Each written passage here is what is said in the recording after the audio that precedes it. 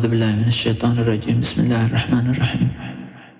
In the name of God, the Lord of mercy, the giver of mercy. A man mockingly demanded a punishment that is certainly coming to the disbelievers. None can deflect it from God, the Lord of the Ways of Ascent, by which the angels and the Spirit ascend to him on a day whose length is 50,000 years. So be patient, Prophet, as befits you.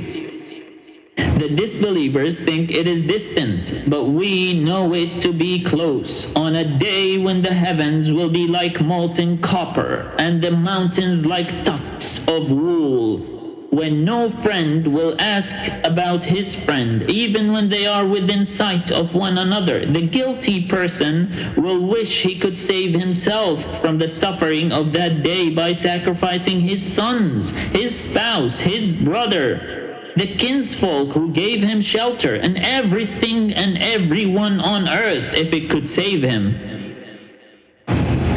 But no.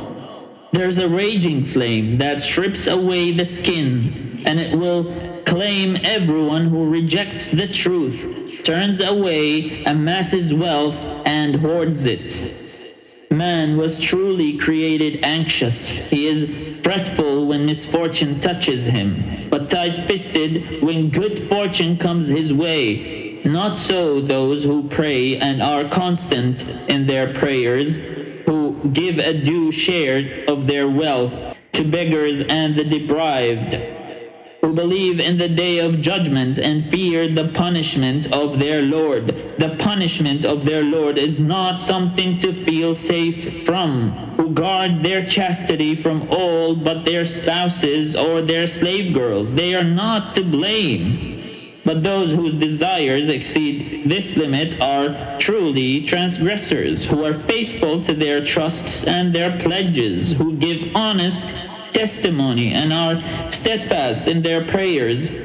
They will be honored in gardens of bliss.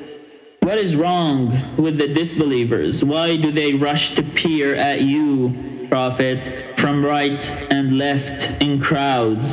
Does every one of them expect to enter the garden? Does every one of them expect to enter a garden of bliss? No, we created them from the substance they know, and by the Lord of every sunrise and sunset, we have the power to substitute for them others better than they are. Nothing can prevent us from doing this. So leave them to wallow and play in idle talk until they come face to face with their promised day. The day they will rush out of their graves as if rallying to a flag, eyes downcast and covered in shame.